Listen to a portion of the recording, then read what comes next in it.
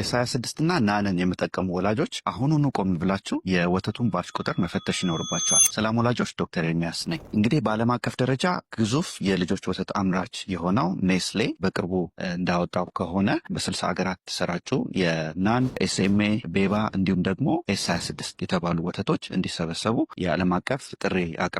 ወተቱ የሚሰበሰብበት ዋነኛው ምክንያት እንግዲህ ወተቱን ለመስራት የሚያገለግለው ግብአት ማለትም አራኪዶኒክ አሲድ ኦይሉ በባሲለስ ሴሩለስ በሚባለው ባክቴሪያ የተመረዘ ሊሆን ይችላል በሚል ጥርጣሬ ነው። ይህ ባሲለስ ሴሩለስ የሚባለው ባክቴሪያ እጅግ መርዛማ የሆነ ንጥረ ነገርን ያመነጫል። ይህ ንጥረ ነገር ሴሩሌት ይባላል። ስለዚህ ካምፓኒው እንዳለው እንግዲህ በዓለም አቀፍ ደረጃ ህጻናት ላይ የሚመጣውን የምግብ መመረዝ ችግር ለመከላከል ቅድመ ጥንቃቄ እንዲሆን ነው በሚል መግለጫ ሰጥቷል። ስለዚህ ወላጆች ማወቅ ያለባቸው ነገሮች ምንድን ነው? የመጀመሪያው ይህን የጣሳ ወተት በሙቋ በሚያዘጋጁበት ሰዓት ባክቴሪያው ሙቋን መቋቋም ወይንም ደግሞ ሂት ስቴብል የሆነ ባህሪ ያለው ለዚህ ሙቋን ተቋቁሞ ይህንን ጎጂ የሆነ ንጥረ ነገር ያመነጫል ሴሩሌት የሚባለው።